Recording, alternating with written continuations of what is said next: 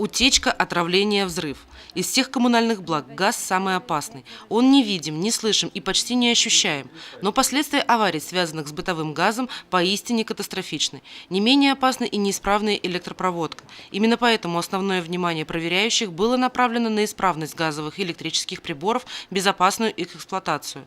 На этот раз в центре внимания оказались многодетные семьи и семьи, оставшиеся в трудной жизненной ситуации. Сегодня городская комиссия в составе отдела надзорной деятельности пожарной части 45-й, комиссия по делам несовершеннолетних, управление гражданской защиты проводит очередной рейд.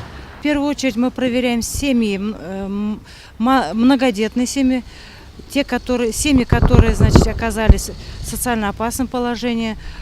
Проводим инструктажи, вручаем памятки о правилах поведения и, значит, объясняем квартиросъемщикам, все-таки дети, что нельзя, что растет, значит, число пожаров по причине детской шалости, что нельзя детям давать в руки спички и так далее.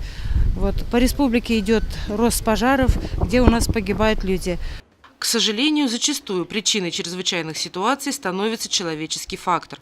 Как отмечают инспекторы надзорной деятельности, нередки случаи пожаров в домах, где буквально накануне проводилась профилактическая беседа с хозяевами о необходимости строгого соблюдения правил пожарной безопасности, о причинах возникновения трагических последствий пожара раздавались памятки.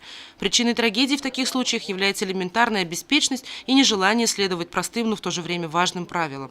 Совместные рейды по выявлению нарушений эксплуатации газового и электрического оборудования, обучению населения мерам безопасности далее продолжится в частном секторе. Екатерина Марочкина, Айгуль Хамитова, Алик Кадыров, Гульгина Раскильдина, телекомпания СТВ.